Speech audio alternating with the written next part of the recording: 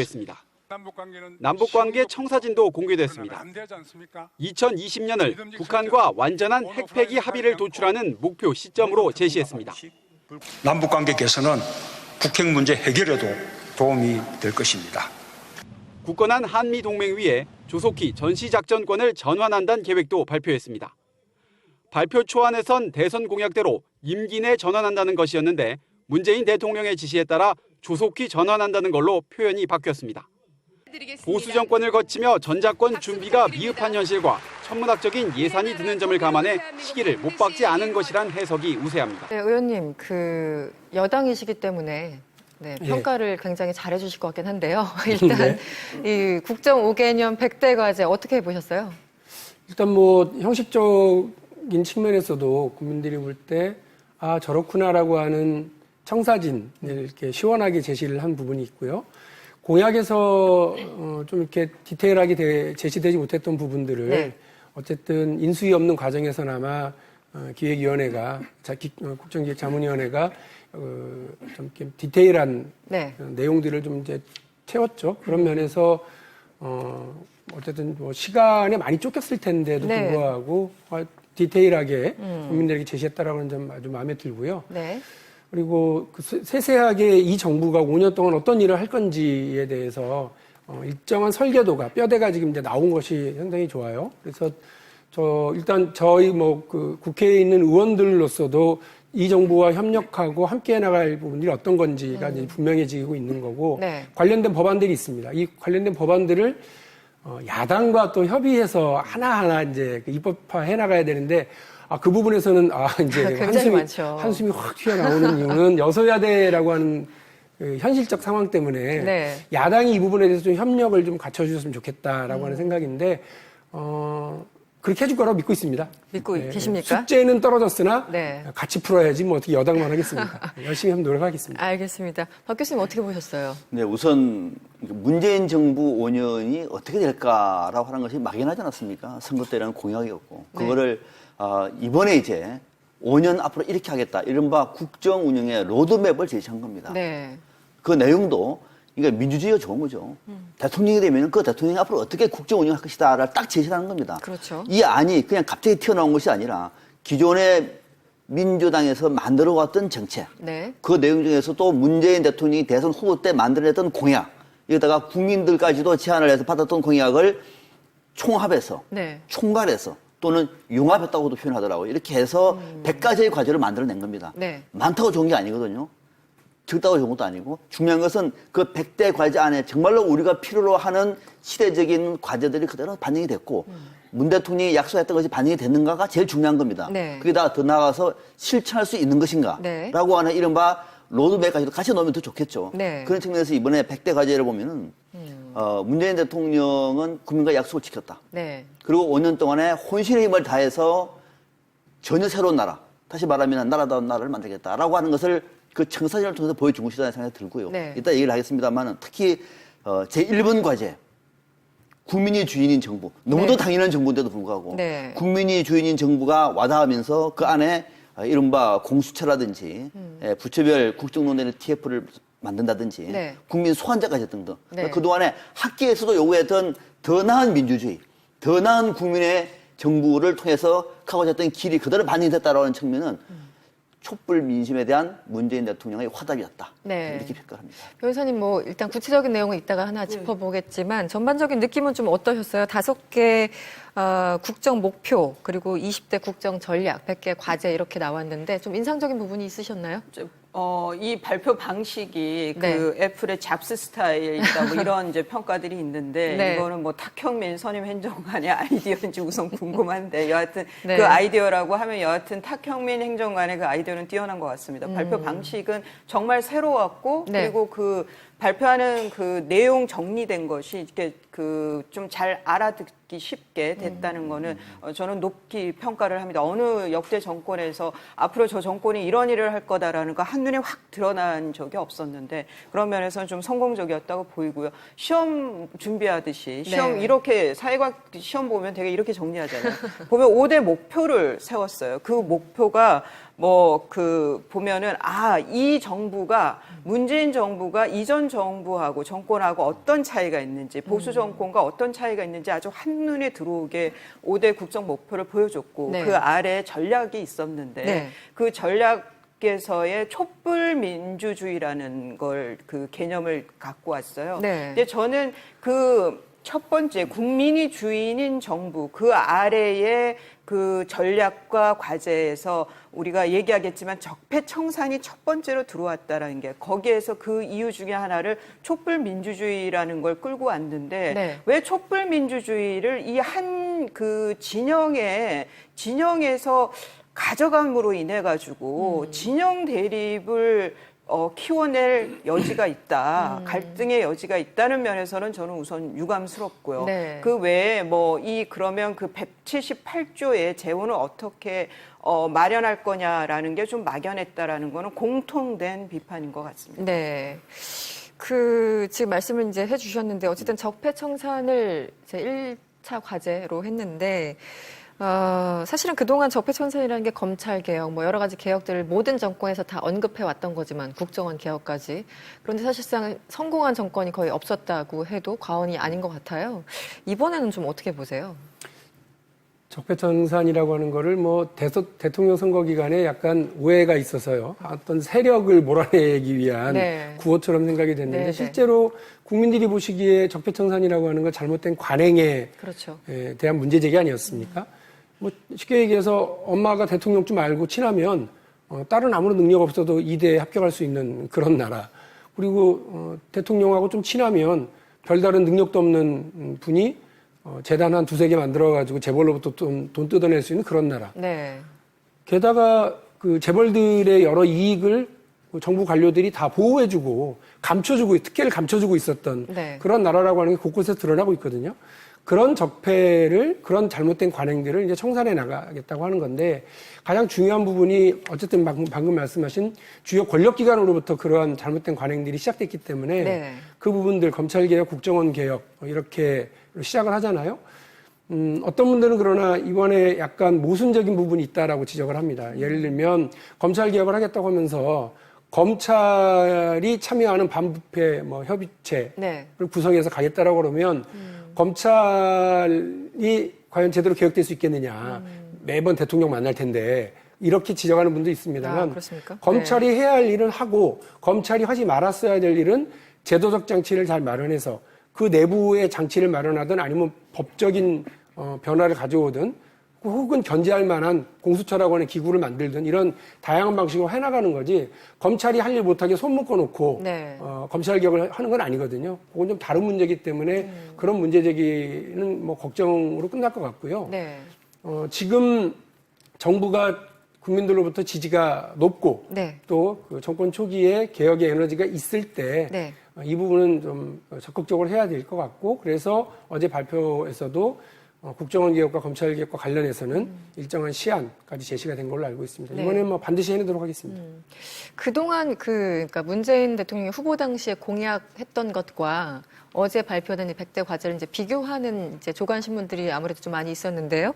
그 중에서 좀 민감한 거는 약간 두리뭉술하게 피해갔다 이런 지적도 있고, 그러니까 잘한 지점과 좀 아쉬운 지점 이렇게 좀 나눠서 설명하는 그런 논조들이 많이 있었습니다. 교수님은 좀 어떻습니까? 그런 거는 아마 이제 과거에 인수위도 대선 때 공약에서 현실성이 좀 떨어지는 문제, 네. 또 기존에 들어가야 할 공약과 충돌되는 문제, 이런 것들은 재조율을 합니다. 앞서 말씀드린 것처럼 전야권 같은 경우에도 문재인 대통령은 대선 때는 강하게 요구를 한 거거든요. 임기 내에 환수하겠다. 네. 근데 현실적으로 지금 우리 상황이 안보 상황이 그렇지를 못하다 보니까 이거를 다소 좀 두루뭉술하게 넘어가는 측면 같은 것도 있는 것이고, 또 최근에 최저임금과 관련된 문제도 좀 정부가 보완해 주기로 했습니다.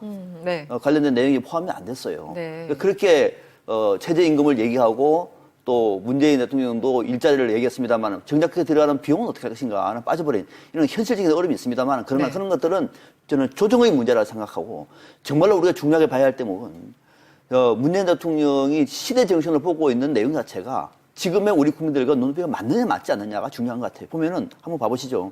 국민이 주인인 정부. 국정농단을 통해서 국민이 이게 나라냐고 불렀습니다. 네. 이제 이게 나라다라고 하는 것을 선언하고 있는 거예요. 국민이 주인이라고 하는 게, 그러니까 일반적으로 교과서에 어떤 그런 개념이 아니에요. 네, 네. 국민이 주인인 정부. 이전에는 아니었다는 얘기예요. 그럼 이제 누구 정부였느냐? 뭐 아시는 바와 같이 최순실 그런 사람들이 정부였다는 얘기예요. 그래서 국민들이 나라가 아니라고 얘기한 겁니다. 두 번째, 더불어 잘 사는 경제. 네. 더불어 못 살았잖아요. 네. 네. 그러니까 나라 경제 봐보세요. 이제 국민들이 해를 줬으면 말 나왔습니다. 이제는 그렇게 하지 않겠다는 거예요. 그러니까 이전 정부와는 어딘건 평범하지만 상당히 강한 의지가 포함되는 것이고 내 삶을 책임지는 국가. 우리나라 자살률 1위입니다. 전 세계.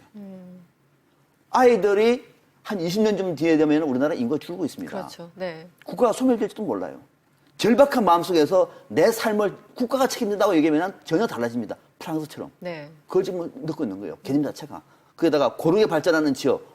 이거는 문재인 대통령도 과거에 참여정부 때 네. 균형사회, 지역 균형과 똑같은 얘기고 평화와 번영의 한반도. 이것도 박근혜 정부도 물론 평화와 번영 얘기했습니다만 질적으로 다르잖아요. 네, 네. 그러니까 이런 차원에서 보면은 어느 하나하나가 그러니까 문재인 대통령이 새롭게 만들어낸 아이디어가 아니라 지난 대선을 통해서 또는 촛불 민심을 통해서 응축됐던 국민들의 목소리가 네. 그대로 반영이 됐고 이것을 100가지의 국정과제를 만들어냈다는 것은 이 시대에 문재인 정부는 화답을 할 것이다. 이제 이것을 실천하느냐의 문제는 이제 박용진 의원이 집권당이 할 문제고 네. 일단 이 과제는 이 시대에 맞는 적절한 국민들의 요구를 담아냈다라는 측면은 굉장히 높게 평가한다. 네. 이 내용 자체는. 그러나 이제 얘기 나왔습니다만은 뭐 재원 문제라든지 네. 또 입법하지 않으면 안 됩니다. 이거. 그렇죠. 대통령 네. 의지만 가지고 되는 거 아니거든요. 이런 네. 문제는 이제 차근차근 한번 얘기를 나눠보도록 하겠습니다. 네. 변호사님, 뭐 탈원전이나 전자권 문제 이런 것들은 사실 사회적인 논란이 좀 강력하게 있는 부분이잖아요. 여기에 대해서 일부에서는 어쨌든 공약으로 추진했던 거니까 속도감 있게 가자라는 의견이 한켠에 있고 이렇게 논란이 큰 부분에 너무 속도를 내는 거 아니냐 또 반론도 있고요. 어떻게 보세요? 그러니까 속도를 낸다기보다는 지금 사드 배치 문제라든가 아니면 고리 원전 그 공사 중단이라든가 네. 이런 거에서 다 내놓은 명분이 뭐냐면 사회적 합의 얘기를 하면서 뭐 국회 동의 절차를 얘기하거나 아니면은 배심원제식으로 해서 고리 원전의 경우에는 네. 뭐 일반 그 시민 국민들이 결정을 할 수 있게 하겠다. 네, 결정을 하는데 공론화위원회. 참여하기로 하겠다. 네. 뭐 그것이 이제 국민이 주인인 정부 목표에 상응할 수도 있지만 이런 것이 굉장히 전문적인 영역인데 이 영역을 여론으로 결정을 한다는 것이 과연 옳은가라는 그런 문제 제기는 저는 충분히 나올 수 있다고 보이고요. 그리고 그것이 실제 그러니까 정말 지금 내놓은 5대 국정 목표 앞서도 말씀드렸지만 훌륭해요. 네네. 한데 저는 이전 정권, 박근혜 정권은 예외적인 정권이 아니냐 싶은 거예요. 그 박근혜 전 대통령의 그 개인적인 어떤 특성과 그 이전에 살아왔던 이력에서의 최순실 일가와의 그런 유착관계 이런 거는 예외적인 경우로 보고 그러고 뭐 적폐청산 얘기가 나와야지 네. 그게 보수 정권의 아주 일반적인 형태였던 것처럼 보이게 하는 그리고 그 이전 정권에 갖고 있던 뭐 이전의 적폐를 청산한다라고 하는 것이 그러면 MB 정권과 박근혜 정권 이전은 DJ와 노무현 정권이었단 말이죠. 네, 그러면 그 두 정권에 대해서는 적폐라고 생각 안 하는 거 아니에요. 그러면은 이전에 두 보수 정권에서 있었던 걸 적폐라고 하고 거기에서 청산 대상으로 삼는다라고 하면은 저는 그러니까 구체적인 정책 이전에 굉장히 진영 논리에 충실한 그 과제들을 낸 것이 아니냐. 그리고 그것이 진영 대립으로 가면서 뭐 더 나간다면 자유한국당 자체를 굉장히 협소하게 계속 만든다, 이것이. 저는 앞서도 촛불민주주의 얘기를 했지만 저는 촛불민주주의라는 그 개념을 갖고 옴으로 인해 가지고 네. 자유한국당에서 지금 류 혁신위원장이 말하는 지금 좌파 정권에 내지는 진보 진영에 우리가 휩쓸려 간 거다. 한마디로 네. 이제 노란한 거다. 이런 식의 네. 논리 구성을 하게 만드는 것도 좀 이런 촛불 집회, 저는 뭐 촛불 민주주의, 그걸 왜 이걸 뭐 촛불 시민혁명이라든가 이런 네이밍이 계속 나오면서 한 정권의 탄생으로 가게 됨으로 인해서 이 반대쪽에서 봤을 때는 그러니까 이게 진영의 개념이 됐다는 거에 대해서는 저는 상당히 유감스럽게 생각합니다. 근데 변호사님, 어쨌든 탄핵을 찬성하는 사람들이, 그러니까 여론조사를 뭐 100% 신뢰하는 건 아니지만 그래도 한 80% 안팎으로 굉장히 상당수 있었잖아요. 이제 뭐 민주주의 사회에서 한 80% 해당하는 사람들이 그걸 원했고 그것을 이제 촛불이라는 이름으로 네이밍한 게 그것도 좀 무리가 있는 걸까요? 그러니까 저는 그 네. 박근혜 정권은 예외적이고 굉장히 특별한 정권이었다는 거죠. 그게 보수 정권의 일반화로 가면은 안 된다는 거죠. 네, 네, 예. 네. 우선 그 전제 하에서의 적폐청산 얘기가 나와야지. 박근혜 정권 이꼬르 보수 정당의 일반적인 모습. 네, 일반화는 안 그거는 된다. 저는 동의하기 어렵다는 네. 오늘 주제가 이 주제가 아니라서 그건 제가 아닌데. 웬만하면 네. 그냥 넘어가려고 그러는데 네. 그 촛불 민주제라는 개념이 이수희 변호사님은 좀 불편하십니까?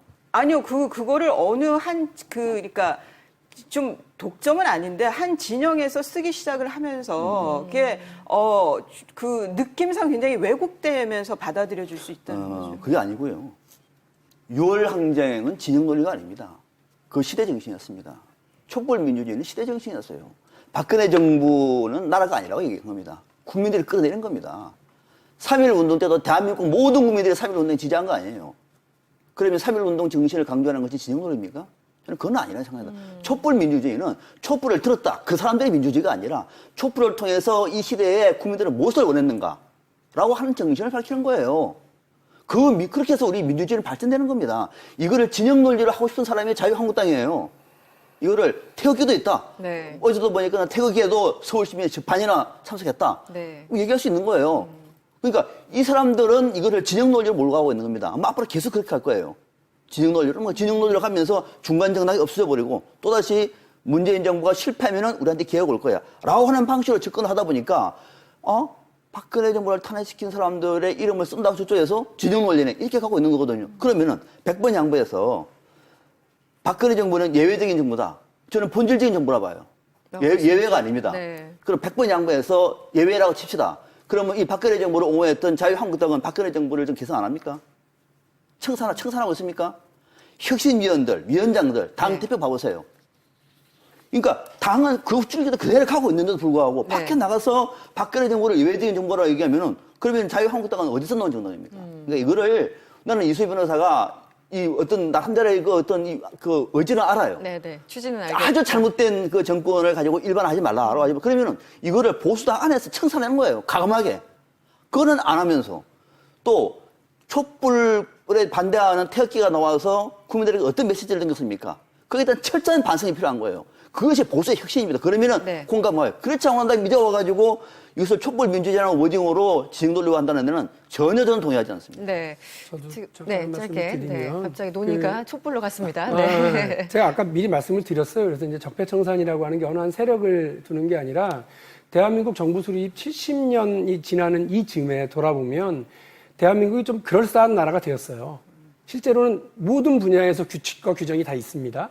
그럼에도 불구하고 규칙과 규정이 지켜지지 않는 경우들이 있었습니다. 주로 어떤 사람들이냐면 재벌 대기업들처럼 힘센 경제 권력을 쥐고 있는 사람들이거나 대통령과 그 주변에 있는 사람들처럼 정치 권력을 쥐고 있는 사람들, 경제에서 제왕적 권력, 정치에서 제왕적 권력을 가지고 있었던 사람들이 주로 그랬어요. 그리고 이들이 만나서 그야말로 끔찍한 정경유착을 만들어낸 게 이번에 이제 박근혜 최순실 사태, 그다음에 재벌과 유착관계 이런 것들을 보여주는 거거든요. 제가 아까 말씀드렸던 오래된 관행들의 문제입니다. 그래서 재벌 특혜 문제, 정경유착의 문제, 그리고 경제력의 집중, 그다음에 일반 국민들이 극심하게 느꼈던 기회 불공정, 이런 부분들을 어떻게 제도적으로 개선해 나갈 거냐라고 하는 문제를 고민하기 시작한 게 지난 촛불 집회에서 국민들이 얘기했었던 거라고 보고요. 처음에는 그래서 대통령 탄핵을 외쳤지만 마지막 가면은 재벌 개혁까지 가요. 그리고 사회적으로 여러 문제점들을 그 공간에서 얘기를 했기 때문에 이 정부가 그런 요구와 열망을 받아서 간다라고 말씀을 드리는 거고요. 거기에는 우리가 지금 집권 여당인 민주당이 이전에 10년의 집권 경험이 있잖아요.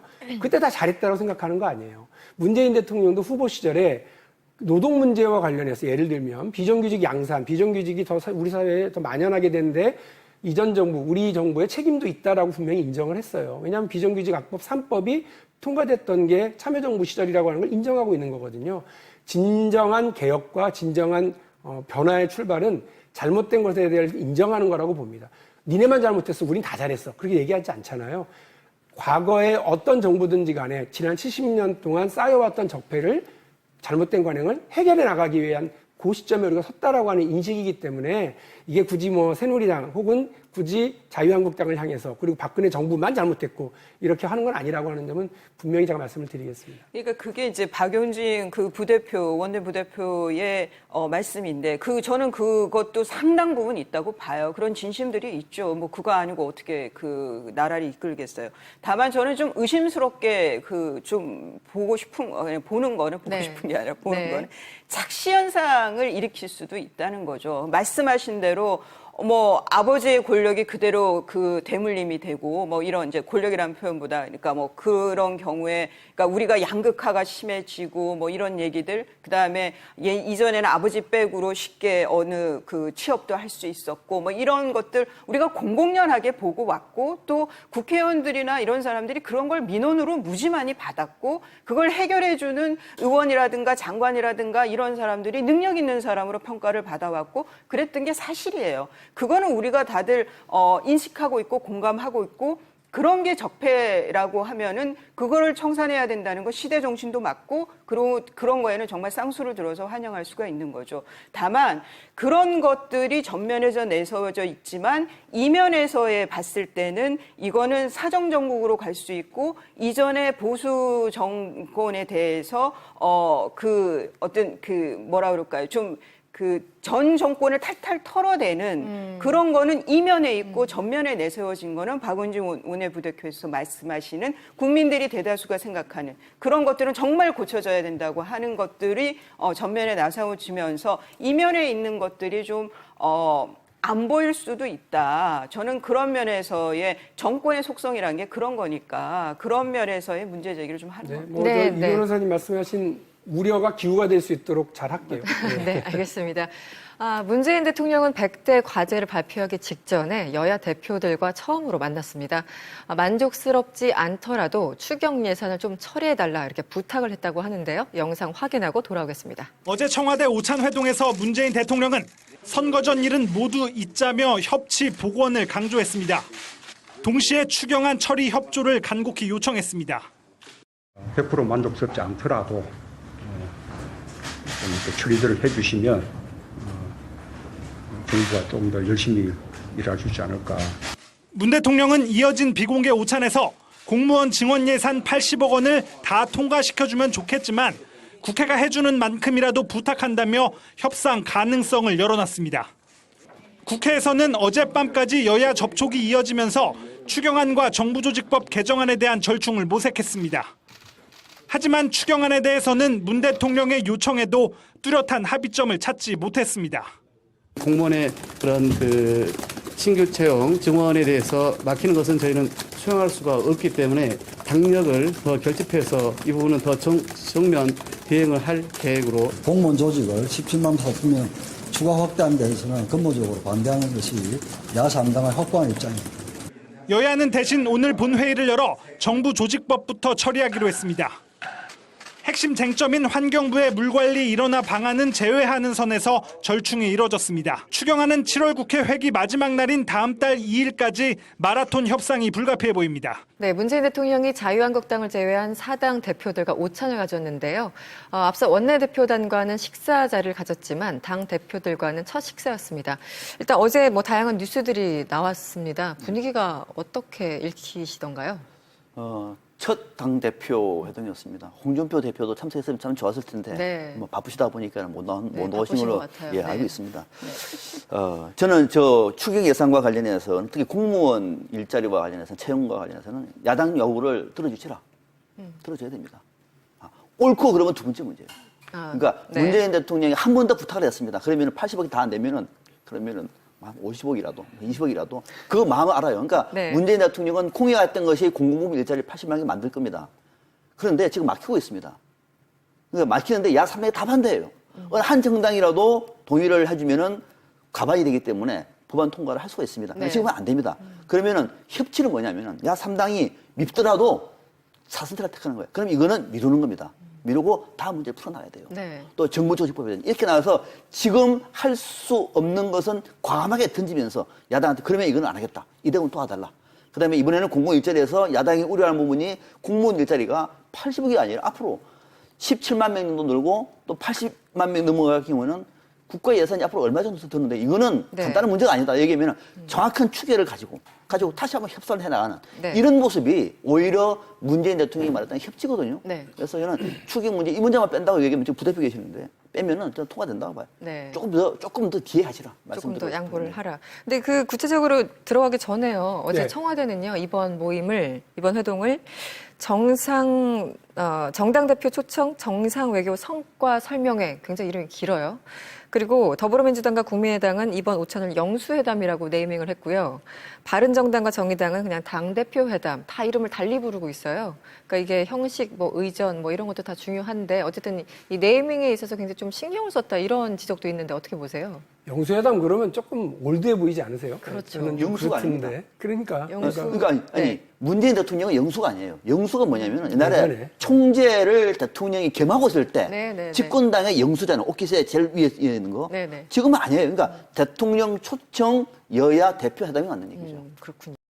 검찰이 해야 할 일은 하고 검찰이 하지 말았어야 될 일은 제도적 장치를 잘 마련해서 그 내부의 장치를 마련하든 아니면 법적인 변화를 가져오든 혹은 견제할 만한 공수처라고 하는 기구를 만들든 이런 다양한 방식으로 해나가는 거지 검찰이 할 일 못하게 손 묶어놓고 네. 검찰 개혁을 하는 건 아니거든요. 그건 좀 다른 문제이기 때문에 그런 문제 제기는 걱정으로 끝날 것 같고요. 네. 지금 정부가 국민들로부터 지지가 높고 네. 또 그 정권 초기에 개혁의 에너지가 있을 때 네. 이 부분은 좀 적극적으로 해야 될 것 같고 그래서 어제 발표에서도 국정원 개혁과 검찰 개혁과 관련해서는 일정한 시한까지 제시가 된 걸로 알고 있습니다. 네. 이번에는 반드시 해내도록 하겠습니다. 그동안 그러니까 문재인 대통령이 후보 당시에 공약했던 것과 어제 발표된 이 100대 과제를 이제 비교하는 이제 조간 신문들이 아무래도 좀 많이 있었는데요. 그 중에서 좀 민감한 거는 약간 두리뭉술하게 피해갔다 이런 지적도 있고, 그러니까 잘한 지점과 좀 아쉬운 지점 이렇게 좀 나눠서 설명하는 그런 논조들이 많이 있었습니다. 교수님은 좀 어떻습니까? 그런 거는 아마 이제 과거에 인수위도 대선 때 공약에서 현실성이 좀 떨어지는 문제, 네. 또 기존에 들어가야 할 공약과 충돌되는 문제 이런 것들은 재조율을 합니다. 앞서 말씀드린 것처럼 전략권 같은 경우에도 문재인 대통령은 대선 때는 강하게 요구를 한 거거든요. 임기 내에 환수하겠다. 네. 근데 현실적으로 지금 우리 상황이 안보 상황이 그렇지를 못하다 보니까 이거를 다소 좀 두루뭉술하게 넘어간 측면 같은 것도 있는 것이고 또 최근에 최저임금과 관련된 문제도 좀 정부가 보완해 주기로 했습니다.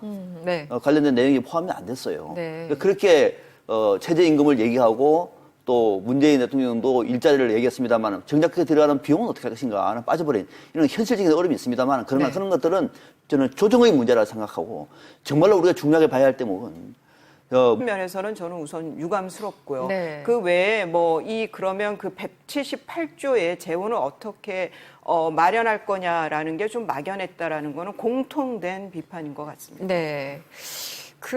지금 말씀을 이제 해주셨는데, 어쨌든 적폐청산을 제 1차 과제로 했는데, 사실은 그동안 적폐청산이라는 게 검찰개혁, 여러 가지 개혁들을 모든 정권에서 다 언급해 왔던 거지만, 국정원 개혁까지.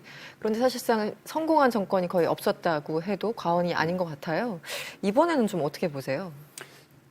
적폐청산이라고 하는 거를 대통령 선거 기간에 약간 오해가 있어서요. 어떤 세력을 몰아내기 위한 네. 구호처럼 생각이 됐는데 네, 실제로 국민들이 보시기에 적폐청산이라고 하는 건 잘못된 관행에 그렇죠. 대한 문제제기 아니었습니까? 쉽게 얘기해서 엄마가 대통령 좀 알고 친하면 딸은 아무런 능력 없어도 이대에 합격할 수 있는 그런 나라. 그리고 대통령하고 좀 친하면 별다른 능력도 없는 분이 재단 한 두세 개 만들어가지고 재벌로부터 돈 뜯어낼 수 있는 그런 나라. 네. 게다가 그 재벌들의 여러 이익을 정부 관료들이 다 보호해주고 특혜를 감춰주고 있었던 네. 그런 나라라고 하는 게 곳곳에서 드러나고 있거든요. 그런 적폐를, 그런 잘못된 관행들을 이제 청산해 나가겠다고 하는 건데 가장 중요한 부분이 어쨌든 방금 말씀하신 주요 권력기관으로부터 그러한 잘못된 관행들이 시작됐기 때문에 네. 그 부분들 검찰개혁, 국정원 개혁 이렇게 시작을 하잖아요. 어떤 분들은 그러나 이번에 약간 모순적인 부분이 있다라고 지적을 합니다. 예를 들면 검찰 개혁을 하겠다고 하면서 검찰이 참여하는 반부패 협의체를 구성해서 가겠다라고 그러면 검찰이 과연 제대로 개혁될 수 있겠느냐. 매번 대통령 만날 텐데 이렇게 지적하는 분도 있습니다만 검찰 정부를 통해서 가고자 했던 길이 그대로 반영됐다라는 측면은 촛불 민심에 대한 문재인 대통령의 화답이었다. 이렇게 평가합니다. 변호사님 일단 구체적인 내용은 이따가 하나 짚어보겠지만 전반적인 느낌은 좀 어떠셨어요? 5개 국정 목표 그리고 20대 국정 전략, 100개 과제 이렇게 나왔는데 좀 인상적인 부분이 있으셨나요? 이 발표 방식이 그 애플의 잡스 스타일이다 이런 이제 평가들이 있는데 이거는 탁형민 선임 행정관의 아이디어인지 우선 궁금한데 여하튼 그 아이디어라고 하면 여하튼 탁형민 행정관의 그 아이디어는 뛰어난 것 같습니다. 발표 방식은 정말 새로웠고 그리고 그 발표하는 그 내용 정리된 것이 이렇게 그 좀 잘 알아듣기 쉽게 됐다는 거는 저는 높이 평가를 합니다. 어느 역대 정권에서 앞으로 저 정권이 이런 일을 할 거다라는 거 한눈에 확 드러난 적이 없었는데 그런 면에서는 좀 성공적이었다고 보이고요. 시험 준비하듯이 시험 이렇게 사회과학 시험 보면 되게 이렇게 정리하잖아요. 보면 5대 목표를 세웠어요. 그 목표가 보면은, 이 정부가, 문재인 정부가 이전 정부하고 정권하고 어떤 차이가 있는지, 보수 정권과 어떤 차이가 있는지 아주 한눈에 들어오게 5대 국정 목표를 보여줬고, 그 아래 전략이 있었는데, 그 전략에서의 촛불 민주주의라는 걸, 그 개념을 갖고 왔어요. 근데 저는 첫 번째, 국민이 주인인 정부, 그 아래의 그 전략과 과제에서 우리가 얘기하겠지만 적폐청산이 첫 번째로 들어왔다라는 게 거기에서 그 이유 중에 하나를 촛불 민주주의라는 걸 끌고 왔는데 왜 촛불 민주주의를 이 한 그 진영에서 가져감으로 인해 가지고 진영 대립을 키워낼 여지가 있다. 갈등의 여지가 있다는 했습니다. 남북관계 청사진도 공개됐습니다. 2020년을 북한과 완전한 핵폐기 합의를 도출하는 목표 시점으로 제시했습니다. 남북관계 개선은 북핵 문제 해결에도 도움이 될 것입니다.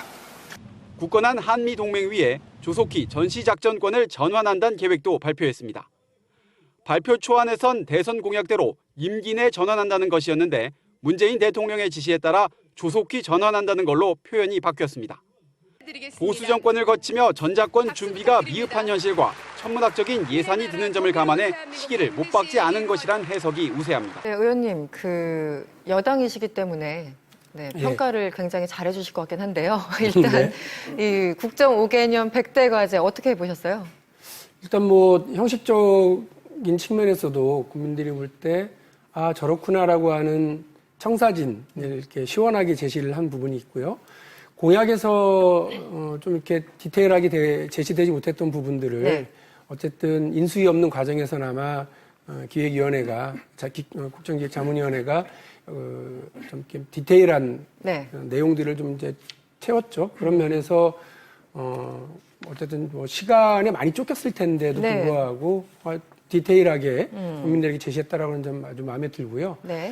그리고 세세하게 이 정부가 5년 동안 어떤 일을 할 건지에 대해서 일정한 설계도가 뼈대가 지금 이제 나온 것이 상당히 좋아요. 그래서 일단 저희 국회에 있는 의원들로서도 이 정부와 협력하고 함께 나갈 부분들이 어떤 건지가 이제 분명해지고 있는 거고 관련된 법안들이 있습니다. 이 관련된 법안들을 야당과 또 협의해서 하나하나 이제 입법화 해 나가야 되는데 그 부분에서는 이제 한숨이 확 튀어나오는 이유는 여소야대라고 하는 현실적 상황 때문에 야당이 이 부분에 대해서 좀 협력을 좀 갖춰주셨으면 좋겠다라고 하는 생각인데 그렇게 해줄 거라고 믿고 있습니다. 믿고 계십니까? 숙제는 떨어졌으나 같이 풀어야지 어떻게 여당만 하겠습니까? 열심히 한번 노력하겠습니다. 알겠습니다. 박 교수님 어떻게 보셨어요? 네, 우선 문재인 정부 5년이 어떻게 될까라고 하는 것이 막연하지 않았습니까? 선거 때라는 공약이었고 그거를 이번에 이제 5년 앞으로 이렇게 하겠다. 이른바 국정 운영의 로드맵을 제시한 겁니다.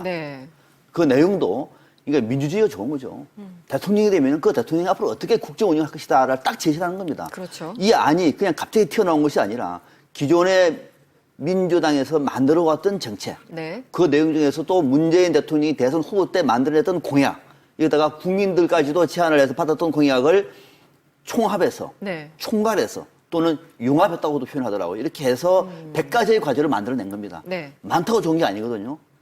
적다고 좋은 것도 아니고 중요한 것은 그 100대 과제 안에 정말로 우리가 필요로 하는 시대적인 과제들이 그대로 반영이 됐고 문 대통령이 약속했던 것이 반영이 됐는가가 제일 중요한 겁니다. 네. 거기다가 더 나아가서 실천할 수 있는 것인가 네. 라고 하는 이른바 로드맵까지도 같이 넣으면 더 좋겠죠. 네. 그런 측면에서 이번에 100대 과제를 보면은 문재인 대통령은 국민과 약속을 지켰다. 네. 그리고 5년 동안에 혼신의 힘을 다해서 전혀 새로운 나라, 다시 말하면 나라다운 나라를 만들겠다라고 하는 것을 그 청사진을 통해서 보여준 것이라는 생각이 들고요. 네. 이따 얘기를 하겠습니다만 특히 제1번 과제, 국민이 주인인 정부. 너무도 네. 당연한 정부인데도 불구하고 네. 국민이 주인인 정부가 와닿으면서 그 안에 이른바 공수처라든지 부처별 국정농단의 TF를 만든다든지 네. 국민 소환제까지 등등. 네. 그동안에 학계에서도 요구했던 더 나은 민주주의, 더 나은 국민의